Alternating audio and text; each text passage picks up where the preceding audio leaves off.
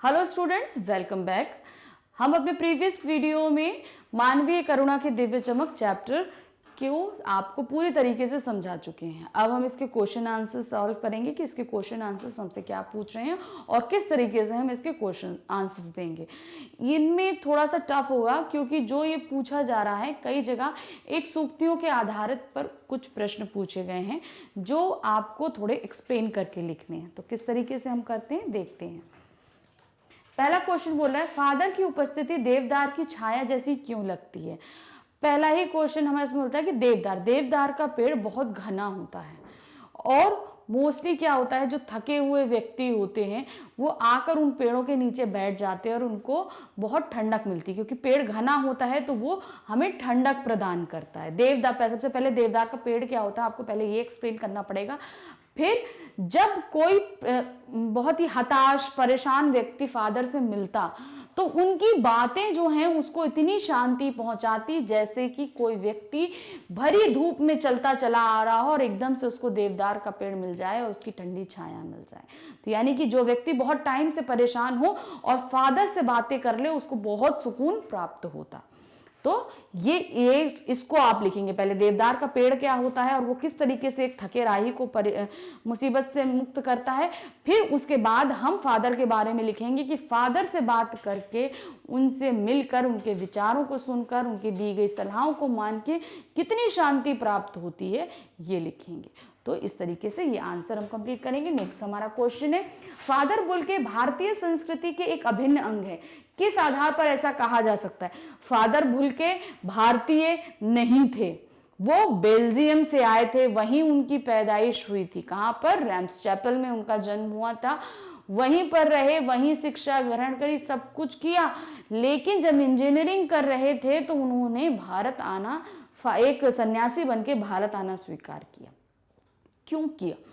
क्योंकि वो भारतीय संस्कृति से बहुत प्रभावित थे और यहाँ जब आए तो उन्होंने फिर से सारा अध्ययन किया, हिंदी में ही किया, उन्होंने संस्कृत पढ़ी और आके यहाँ पर हिंदी संस्कृत में उन्होंने पीएचडी भी करी और इस तरीके से यहाँ की संस्कृति को पूरी तरह अपनाया, समझा, यहाँ के लोगों को समझा, यहाँ की भाषा सीखी। इस तरीके से वो यहाँ के भारतीय सभ्यता में पूरी तरीके से रम गए। तो ये सारी चीजें आपको इस आंसर में लिखनी है। फिर नेक्स्ट हमारा आता है, पाठ में आए उन प्रसंगों का उल्लेख कीजिए जिनसे फादर बुल्के का हिंदी प्रेम प्रकट होता है। तो क्या हुआ, यहाँ पे आके उन्होंने कलकत्ता, पहले तो 9 वर्ष दार्जिलिंग में इन्होंने पढ़ाई करी, फिर कलकत्ता में इन्होंने बीए किया, इलाहाबाद प्रयाग से एमए किया, फिर वहाँ पर हिंदी विभाग में काम किया, फिर उसके बाद रांची के सेंट जेवियर्स कॉलेज में संस्कृत के विभागाध्यक्ष रहे। इन्होंने अंग्रेजी से हिंदी शब्दकोश यानी डिक्शनरी डेवलप करी। राम कथा की उत्पत्ति और विकास पर इन्होंने बुक लिखी। फिर उसके अलावा इन्होंने क्या कहते हैं, मातरलिंग की बुक ब्लू बर्ड का हिंदी में अनुवाद किया, नील पंछी। तो इस तरीके से जितना भी इन्होंने हिंदी से रिलेटेड किया था वो सब कुछ हमें इस आंसर में लिखना है। नेक्स्ट क्वेश्चन हमारा, इस पाठ के आधार पर फादर कामिल बुल्के की जो छवि उभरती है उसे अपने शब्दों में लिखिए। आपकी निगाह में फादर बुल्के क्या है?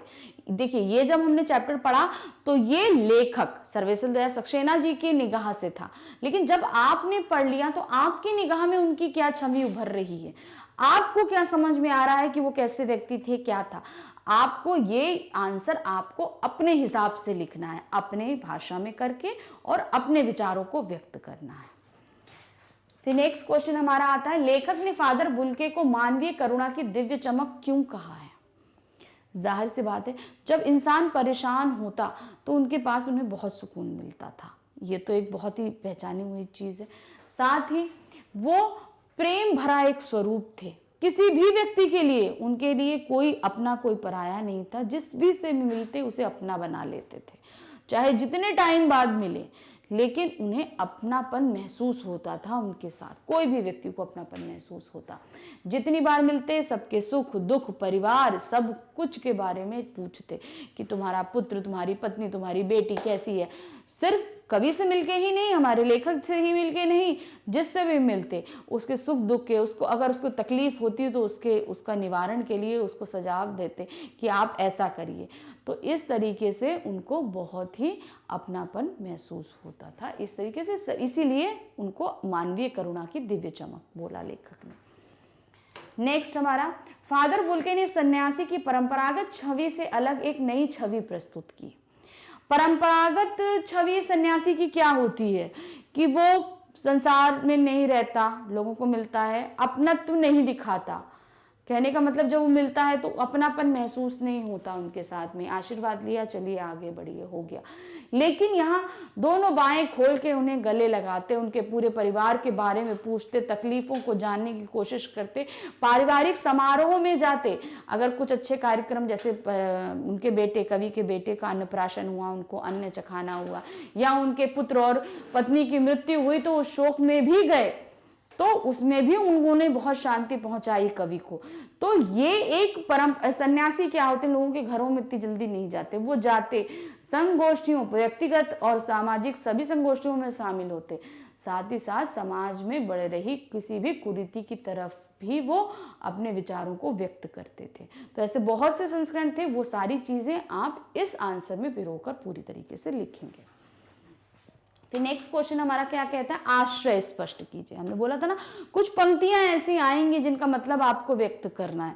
अब ये मोस्टली आप जैसे भाव स्पष्ट करते हैं काव्य पंक्तियों की, यहाँ पर हमें आश्रय स्पष्ट करना पड़ता है बहुत सी पंक्तियों का। क्या दिया है, नम आंखों का गिरना स्याही फैलाना था। मतलब फादर बुल्के की मृत्यु पर मित्र परिचित साहित्यमित्र इतनी अधिक संख्या में थे कि उनको गिनना मुश्किल था, और वो इतने दुखी थे कि उनके बारे में क्या लिखा जाए। हम लिखने बैठते भी तो शायद वो हम लिख ना पाते। फिर दूसरा था, फादर को याद करना एक उदास शांत संगीत को सुनने जैसा था। उदास शांत संगीत कैसा होता है, हम सुनते हैं तो थोड़ा सा मन को शांत, जैसे हम जब दुखी होते हैं जब उनको सुनते हैं तो हमें थोड़ी और शांति मिलती है। तो फादर के साथ भी यही था कि जब हम दुखी होते थे, उनसे मिलते थे, तो हमको थोड़ा ढांढस बनता था, थोड़ी हिम्मत आती थी बुरे व्यक्ति से लड़ने के लिए। तो वही याद करना यहाँ था कि मतलब अगर हम उनको दुखों में याद करते तो हमें बहुत ज्यादा फायदा होता था।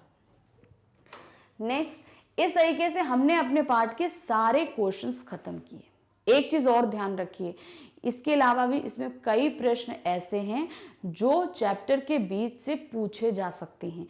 ये चैप्टर आपका काफ़ी इंपॉर्टेंट है और ये बोर्ड एग्जाम में काफ़ी हद तक पूछा जाता है।